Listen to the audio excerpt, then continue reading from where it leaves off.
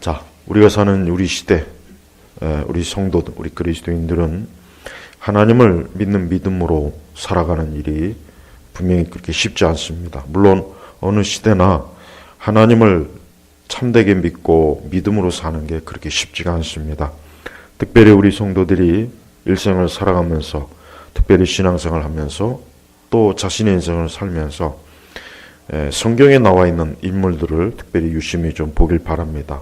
성경에는 우리가 알다시피 오늘 이 본문에 나온 아브라함부터 시작해서 이삭과 야곱, 또 다윗도 있고 에스더도 있고 요셉도 있고, 또 신약 성경에 보면은 물론 우리 예수님도 당연히 계시지만 또 여러 사도들도 있고, 구약에 특히 인물이 많죠.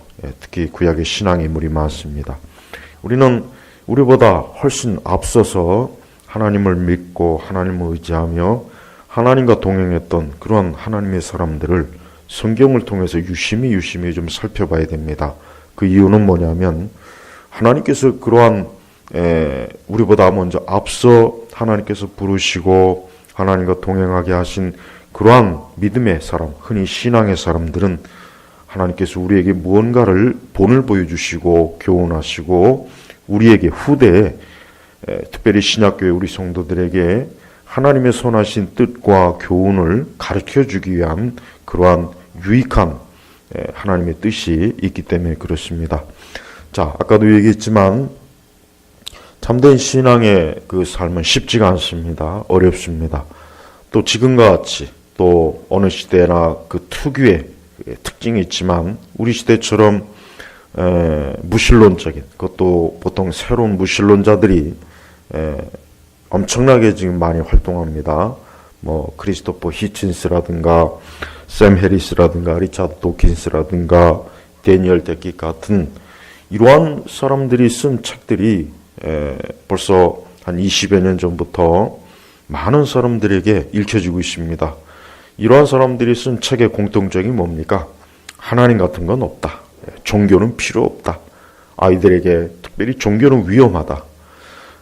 저들이 말하는 신은, 물론 저들이 말하는 신은 이 땅에 있는 모든 신을 얘기하지만, 그러나 저들은 유독 기독교, 하나님에 대해서 집요하고 또 집중적으로 물신론적인, 불신앙적인 그러한 태도로 저들은 책을 써서 그런 책들이 많은 사람들에게 읽혀지고 있습니다. 또 많은 사람들이 그런 책을 읽다 보니까 지금 우리 시대는 신앙과 종교를 가진다는 것을 마치 뭡니까?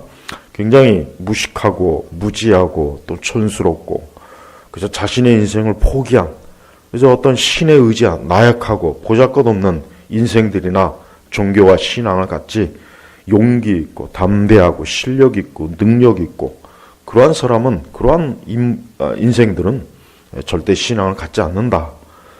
그러한 인식들이 은연중에 많이 심어져 있습니다. 그만큼 서구 세계도 기독교의 영향력이 계속해서 줄어들고 하나님에 대한 신앙은 점점 퇴보하고 있고 불신앙적이고 무신론적인 그러한 사회적 상황, 그러한 영적인 상황은 굉장히 갈수록 급증하고 있다는 걸 우리가 알 수가 있습니다. 자, 아브라함이라는 사람은 우리 교회를 다니는 우리 신자들에게는 뭐 아브라함은 너무나 많이 들어봤고 또 성경을 통해서 아브라함의 일생, 아브라함의 생애에 대해서 어느 정도는 많이 알 것입니다. 자, 아브라함의 살던 그 시대는 누구나 다 어떠한 종류의 신을 섬기는 시대였습니다. 그 신은 다양합니다. 아브라함이 살던 시대에는 오히려 사람들이 여러 신들을 믿는 것이 당연한 것이고, 그 어떤 종류의 신도 믿지 않는 것은 오히려 이상하다고 여겨지는 그런 사람들은 사실은 대단히 잘못된 사람이라고 하는 인식이 있는 그런 시대였습니다. 우리 시대하고는 틀리죠. 그러나 공통적인 게 있습니다. 진짜 살아계신 신, 정말 이 세상을 창조하시고 인생들을 이끄시고 하늘의 땅과 별과 세상의 모든 만물을 지으신 참된 살아계신 하나님을 믿는 그러한 사람들은 그때나 지금이나 극히 소수라는 것, 이거 하나는 공통적인 것입니다. 자, 아브라함도 그 태생이 어떻습니까? 아브라함도 우상 숭배자요. 아브라함도 하나님을 알지 못하는 불신자요. 그도 역시 죄와 사망 가운데 거하는 한낱 그냥 육적인 인생을 사는 그러한 존재였습니다. 그러나 오늘날 하나님께서 그를 부르셨습니다. 하나님께서 아브라함을 부르신 그 이유는 그를 특별히 하나님께서 그를 선택하고 세우셔서 그를 특별한 하나님의 사명을 주기 위함이었습니다. 자, 우리는 이 아브라함의 일생을 우리가 대략 좀 살펴봐야 되겠습니다. 사실 아브라함은 하나님께 부름받은 이유가 아브라함이 대단히 무언가 잘나고 대단해서도 아니고 뭔가 아브라함이 특별한 사람이어서도 아닙니다. 그냥 하나님께서 아브라함이라고 하는 사람을 선택해서 오늘 말씀처럼 너는 내 땅, 내 친종, 내 아버지 집에서 떠나 내가 내게 보여줄 땅으로 가거라. 그냥 하나님께서 일방적으로 아브라함이라는 사람을 불러서 그에게 이러한 명령을 하신 것입니다. 이때 아브라함의 나이는 75세고 또 그의 아내 사례는 65세입니다. 자, 75세와 65세의 삶이라면은 거의 인생의 그 젊음의 시기를 거의 다 보낸 그러한 시기인데 아브라함과 사례에게 하나님께서 이러한 부름으로 그들을 불러내신 것은 정말 특별하고 무언가가 있다는 것은 사실 것입니다. 하나님께서는 이 아브라함을 부르셔서 아브라함의 그 남은 일생을 아브라함과 동행하십니다. 우리가 알아야 될 것은 아브라함이 하나님께 부름받은 이후에 하나님과 동행했지만 그렇다고 해서 아브라함이 완전하거나 완벽한 건 아니었습니다. 아브라함도 실수가 있었고 아브라함도 하나님 앞에 죄를 지을 때도 있었고 합당하지 못할 때도 있습니다. 그러나 한 가지 분명한 것은 그런 아브라함을 끝까지 하나님께서 함께 하시고 버리지 않고 동행했다는 것. 이게 분명한 사실입니다. 자, 아브라함은 자기가 태어나고 자기가 어린 시절과 젊은 시절을 보냈던 그 땅을 떠나 낯선 곳으로 가라는 하나님의 그 명령을 따를 때 분명히 아브라함으로서도 굉장히 어려운 일이고 갈등이 생기는 일이지만 그러나 아브라함은 하나님의 부르심에 순종하고 하나님과 함께 했습니다.